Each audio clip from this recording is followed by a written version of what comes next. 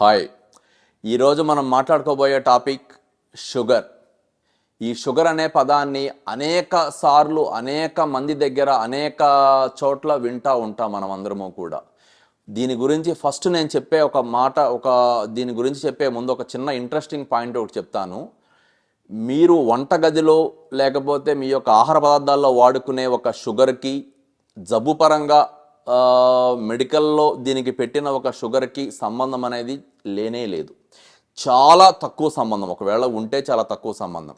Sugar అనే జబ్బుని మెడికల్గా చెప్పాలంటే diabetes mellitus అంటారు. దీన్నే కొన్నిసార్లు టెక్నికల్గా మాట్లాడుకుంటే హైపర్ గ్లైసీమియా అంటారు. సో దానికి ఒక రకమైన ఒక జనరలైజ్డ్ నామెన్క్లేచర్. కొన్నిసార్లు మనం ఏదో చిన్న చిన్న పిల్లల పేర్లు, అతని పేరు అశోక్ అయి ఉంటే అతను మనం ఇంట్లో బాబు అనో లేకపోతే పప్పి అనో పిలుస్తాం కదా. అలాగే షుగర్ అనేది అలాంటి ఒక పేరు తప్పితే షుగర్ అనేది జబ్బు పరంగా ఉన్న షుగరు, మనం వాడుకునే పంచదార కోసం వాడే పేరు షుగరు రెండు సంబంధం లేనే లేదు. ఎందుకు ఈ మాట చెప్తున్నానంటే చాలామంది ఏమనుకుంటున్నారంటే షుగర్ అనే ఒక జబ్బు పూర్తిగా తిండి ద్వారానో, అది పంచదార లేకపోతే తీపి వస్తువుల ద్వారానో లేకపోతే బెల్లం ద్వారానో వస్తుందనే ఒక అపోహలో ఉన్నారు. ఖచ్చితంగా తప్పండి అది. అలా గనక ఎవరన్నా ఉంటే ఈ రోజు నుంచి దాని అభిప్రాయాన్ని మార్చుకోండి. షుగర్ అనే ఒక జబ్బును మనం ఎలా అర్థం చేసుకోవాలి అని అంటే, శరీరం లోపల మనం అన్ని రకాల పనులు చేసుకోవడానికి మన శరీరానికి కొంత శక్తి కావాలి. ఆ శక్తిని సప్లై చేసేది మన శరీరంలో రక్తంలో ఉండే గ్లూకోజ్. మనం తినే ఆహార పదార్థాల్లో 3 రకాలు ఉంటాయి మేజర్గా. వాటిలో ఒకటి పిండి పదార్థాలు, దాన్నే కార్బోహైడ్రేట్ అంటాము. ఇంకొకటి ఫ్యాట్, దాన్నే కొంత కొవ్వు పదార్థాలు అంటాము. మూడవది ప్రోటీన్, దాన్నే మాంసకృతులు అంటారు. ఈ మూడింటిని మనం తిన్నప్పుడు ఈ శరీరంలో మనకి డైజెస్ట్ సిస్టమ్ కొంత పేగులు కానీ, పొట్ట కానీ, కడుపు కానీ, లివర్ కానీ వీటన్నిటినీ కూడా కొంత అరిగించి డైజెషన్ చేసిన తర్వాత ఫైనల్గా శక్తి కోసం వీటిని గ్లూకోజ్గా మారుస్తుంది. అలాంటి గ్లూకోజ్ అనేది ఎవరికైతే కొంత రక్తంలో ఎక్కువగా ఉంటుందో అలాంటి వాళ్ళందరూ కూడా షుగర్ జబ్బుతో బాధపడుతున్నట్లుగా అర్థం చేసుకోండి. ఇంకొకటి ఏంటంటే, ఈ షుగర్ రక్తంలో పెరగకుండా, గ్లూకోజ్ రక్తంలో పెరగకుండా చేసే రసాయనం పేరు ఇన్సులిన్. ఇది ఒక రకమైన ప్రోటీన్తో కూడిన హార్మోన్. ఈ ఇన్సులిన్ తయారీ ఎవరికైతే తగ్గుతుందో లేదా ఇన్సులిన్ తయారీ ఉన్నా సరే వాళ్ళ శరీరంలో ఆ ఇన్సులిన్ యొక్క ప్రభావం శరీరం మీద బాగా చూపించలేదో అలాంటి వాళ్ళలో రక్తంలో షుగర్ లెవెల్స్ బాగా ఎక్కువగా ఉంటాయి. సాధారణంగా తినక ముందైతే 100 లోపు, తిన్న తర్వాత అయితే 150 లోపు ఉంటే షుగర్ జబ్బు లేదనే అంటాం మనం. కానీ ఈ ఇన్సులిన్ యొక్క తయారీ ఎవరికైతే ఉండదో వాళ్ళల్లో తిన్న తర్వాత షుగర్ 140, 150 కన్నా ఎక్కువ, 170 నుంచి 200, 250, 300 దాకా ఉంటుంది. అలాగే తినక ముందైతే 130, 140, 110 అట్లా ఉంటుంది. సో తినక ముందు తిన్న తర్వాత అనే ప్రకారంగా ఆహారాన్ని మనం గ్లూకోజ్ యొక్క పరీక్ష చేసి ఆ పరీక్షలో ఈ లెవెల్ కన్నా ఎక్కువ, ఈ లెవెల్ కన్నా తక్కువ ఉంటే దాన్ని షుగర్ అనే ఒక ప్రకారంగా అంచనా వేస్తాం. ఈ జబ్బునికి సంబంధించి ముందుగా మీరందరూ అర్థం చేసుకోవాల్సింది, దీన్ని పూర్తిగా తగ్గించేదానికి మీ యొక్క ఆహారపు అలవాట్లు మార్చుకోవడం ద్వారానో, వ్యాయామం ద్వారానో, బరువు తగ్గడం ద్వారానో అనేది కొన్ని రకాల ప్రయత్నాలు చేయొచ్చు. కానీ వాటి ద్వారా మీ యొక్క రోజువారీ పనులు ఇబ్బంది లేకుండా, మీకు నీరసం రాకుండా బాగానే ఉంది అనుకుంటే ఆ ప్రకారంగా మీరు బరువు తగ్గే పనో లేకపోతే ఆహారపు అలవాట్లు మార్చుకునే పనో చెయ్యండి. అలా కాకుండా అలాంటి పనులు చేయటం ద్వారా మీకు తెలియకుండా నీరసం వచ్చేసి మీ పని మీరు చేసుకోలేకపోవటము, లేకపోతే ఒక రకమైన ఎప్పుడూ కూడా ఏదో ఒక ఖాళీగా ఉండాలనిపిస్తుంది కానీ ఏ పని చేయాలనిపించలేదు అని కనుక ఉంటే ఖచ్చితంగా మీరు మందుల ద్వారా షుగర్ను తగ్గించుకునే ప్రయత్నం చేయండి. ఎందుకంటే పూర్తిగా ఆహారపు అలవాట్ల ద్వారానో వ్యాయామం ద్వారానో షుగర్ను అదుపులో పెట్టుకోవటం అనేది ఒకంత కష్టమైన పని. దానికి కారణం ఏంటి అంటే, మన శరీరంలో తయారవ్వాల్సిన ఈ రసాయనిక ప్రక్రియల్లో భాగంగా ఇన్సులిన్ తయారీ ఎప్పుడైతే లేకుండా పోతుందో వాళ్ళకి ఆ శరీరం యొక్క మెటబాలిజం అంటారు. ఆ మెటబాలిజంలో చాలా రకాల మార్పులు వస్తూ ఉంటాయి. ఆ మెటబాలిజంలో వచ్చే మార్పులు ఎలా ఉంటాయి అంటే, కొన్నిసార్లు కీటోన్ లెవెల్స్ ఎక్కువగా తయారవుతాయి. అలాగే ఏజీఈపీ అంటారు, ఒక రకమైన కెమికల్, అది అడ్వాన్స్డ్ గ్లైకోసిలేషన్ ఎండ్ ప్రొడక్ట్స్ అంటారు. ఇవి ఒక రకమైన విష పదార్థాలు లాంటివి. షుగర్ కంట్రోల్లో లేని వాళ్ళ శరీరంలో ఇలాంటివన్నీ కూడా తయారయ్యి ఈ రసాయనాలన్నీ కూడా వాళ్ళ యొక్క రక్తనాళాల లోపల, శరీర భాగాల పైన కొంత అతుక్కుపోతూ ఉండి వాటన్నిటిని కూడా పాడు చేస్తూ ఉంటాయి. అలాంటి వాళ్ళకి శరీరం యొక్క వయసు అనుకోండి, శరీరం యొక్క పనితీరు అనుకోండి, శరీరం యొక్క ఫిజియలాజికల్ రిజర్వ్ అనుకోండి బాగా తగ్గిపోతూ ఉంటుంది.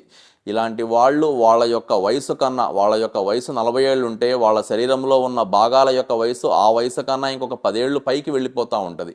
45 ఏళ్ళు 50 ఏళ్ల వయసులో శరీరం యొక్క పనితీరు ఉంటా ఉంటుంది అనమాట. దానివల్ల వాళ్ళు తొందరగా ముసలితనానికి దగ్గర అవటం కానీ, శరీర భాగాలు సక్రమంగా పనిచేయకపోవడం కానీ జరుగుతూ ఉంటుంది. ఇంకొక పాయింట్, ఈ షుగర్ వలన జరిగే ఒక డ్యామేజ్, షుగర్ వచ్చిన మొదటి 5-6 ఏళ్ల పాటు ఏ మనిషికి పెద్ద ఇబ్బందులు ఉండకపోవచ్చు. ఇది అందరినీ దృష్టిలో పెట్టుకుని చెప్తున్న మాటే. 90% పీపుల్కి షుగర్ వచ్చిన మొదటి 3 నుంచి 5 ఏళ్ల పాటు పెద్ద ఇబ్బందులు అయితే ఉండవండి. కానీ వాళ్ళకి షుగర్ 200 ఉంటుంది, 250 ఉంటుంది. వాళ్ళు ఏమనుకుంటారంటే, నాకు అంతా బాగానే ఉంది కదా, షుగర్ పరంగా నాకేం పెద్ద సమస్యలు ఏమి లేవు, అది ఎక్కువ ఉన్నా నాకేం కాదులే అని ఒక అభిప్రాయంలో ఉంటారు.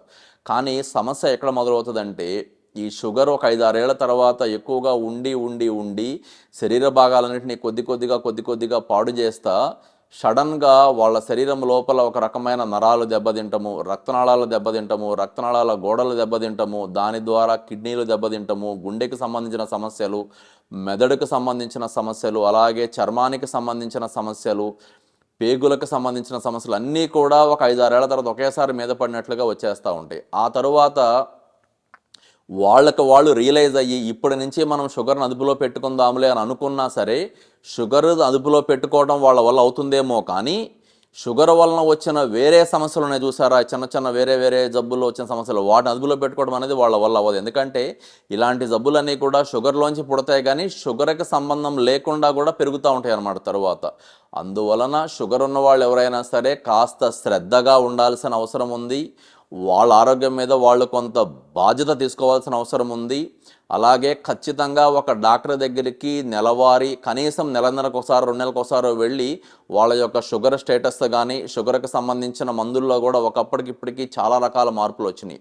కొత్త రకాల మందులు వచ్చినాయి. ఆ మందుల్లో షుగర్ మందులే గుండెకి మంచి చేసే మందులు ఉన్నాయి, షుగర్ మందుల్లోనే కిడ్నీకి మంచి చేసే మందులు ఉన్నాయి, షుగర్ మందులోనే కొన్ని రకాలైన బరువు కూడా కొంతవరకు తగ్గించే రకాలైన మందులు ఉన్నాయి. ఒకప్పటి రోజుల్లో లాగా రోజుకి 3 సార్లు కాకుండా ఇంజెక్షన్స్, రోజుకి 2 సార్లు, ఒక్కసారి 2 రోజులకు ఒకసారి చేసే ఇంజక్షన్లు కూడా వచ్చినాయి. కొన్ని రకాల ఇంజక్షన్లు అయితే వారంకి ఒకసారి చేసే ఇంజక్షన్లు కూడా వచ్చినాయి. సో ఇలాంటి కొత్త రకాలైన వైద్యాలు అందుబాటులో ఉన్నాయి కాబట్టి షుగర్కి సంబంధించి బాధపడుతున్న వాళ్ళు దీన్ని ఒక సీక్రెట్ లాగానో, లేకపోతే ఎవరికన్నా నలుగురికి తెలిస్తే ఏమవుతుంది అనే ఒక బిడియంతోనో లేకుండా ఖచ్చితంగా దాన్ని వైద్యం చేయించుకుని, ఎందుకంటే షుగర్కి మనం వైద్యం చేస్తా షుగర్ని తినక ముందు 100, తిన్న తర్వాత 150 లెవెల్లో కనుక పెట్టగలిగితే ఆ మనిషి షుగర్ జబ్బు లేని మనిషిలాగా జీవితాంతం సంతోషంగా, హ్యాపీగా, ఎటువంటి ఇబ్బంది లేకుండా బతకగలిగే పరిస్థితి ఉంటుంది. ఇంకొకటి, షుగర్తో బాధపడే వాళ్ళు చాలామంది సెక్స్ పరంగా వాళ్ళ యొక్క దాంపత్య జీవితాన్ని బాగా ఎంజాయ్ చేయలేకపోతూ ఉంటారు. వాళ్ళకి ఆ విషయంలో బాధ ఉంటుంది, కానీ దానికి కారణం ఇది అని తెలియదు వాళ్ళకి. ఖచ్చితంగా అలాంటి వాళ్ళకి చాలా అద్భుతమైన వైద్యం అందుబాటులో ఉంది. ఎలాగంటే షుగర్ని కనుక మనం HbA1c లెవెల్ని 6-7 మధ్యలో కనుక పెట్టగలిగి, వాళ్ళకి ఏదైనా బీపీ లాంటిది ఉంటే దాన్ని అదుపులో చేయగలిగి, వాళ్ళ లోపల ఏదన్నా కొంత హార్మోనల్ ఇంబ్యాలెన్సెస్ ఉంటే వాటిని కనుక సెట్ చేయగలిగితే సెక్స్ పరంగా ఎటువంటి ఇబ్బంది లేని పరిస్థితిని ఒక షుగర్తో బాధపడుతున్న మనిషి కూడా ఎంజాయ్ చేయగలడానికి పూర్తి స్థాయిలో అవకాశం ఉంది. అలాగే షుగర్ ఉన్న వాళ్ళలో చాలామంది చర్మానికి సంబంధించిన వ్యాధులతో కూడా బాధపడుతూ ఉంటారు. వాళ్ళు ఎంతసేపు కూడా చర్మానికి సంబంధించిన జబ్బు తగ్గట్లేదని రిపీటెడ్గా ఆలోచించుకుంటా వైద్యం చేయించుకుంటూ ఉంటారు, కానీ దాని వెనకమాల షుగర్ ఒకటి ఎక్కువగా ఉండటం ద్వారా ఇది తగ్గట్లేదనే దాన్ని తెలుసుకోలేకపోతూ ఉంటారు. అలాగే కొంతమంది షుగర్కి సంబంధించి ఇబ్బందులతో ఉండి వాళ్ళ లోపల పేగుల కదలికలు సక్రమంగా ఉండవు, ఒక్కొక్కసారి గ్యాస్ ట్రబుల్ లాంటి సమస్యలతో బాధపడుతూ ఉంటారు, లేకపోతే న్యూరోపతి లాంటి సమస్యలతో బాధపడుతూ ఉంటారు. ఇంకొంతమంది లోపల షుగర్తో పాటు బీపీ, థైరాయిడ్ కూడా ఉండి రక్తనాళాల గోడలని కూడా తొందరగా దెబ్బతినిపోతా కాళ్ళు పుళ్ళు పడిపోవటము, కాళ్ళు నల్లగా అయిపోవటము కూడా జరుగుతూ ఉంటుంది. ఒక రకమైన వయసు అనేది 50 ఏళ్లకే ముసలితనం వచ్చేసినట్టుగా అయిపోతూ ఉంటారు. అలాంటి వాళ్ళు కూడా ఈ షుగరు, బీపీ, థైరాయిడ్ లాంటి చిన్న సమస్యలు అనుకున్న వాటిని ఖచ్చితంగా అదుపులో పెట్టుకోగలిగితే శరీరం అనేది వాళ్ళకున్న డేట్ ఆఫ్ బర్త్ వయసుకి, శరీరంలో ఉన్న ఫిజియలాజికల్ రిజర్వ్ పరంగా ఉన్న వయసుకి బ్యాలెన్స్గా ఉంటుంది. ఖచ్చితంగా వాళ్ళ లైఫ్ను వాళ్ళు పర్ఫెక్ట్గా లీడ్ చేయగలిగిన పరిస్థితి ఉంటుంది. Thank you. Doctor Lenin Reddy, MD general medicine, gold hospital, Guntur మరియు హైదరాబాద్.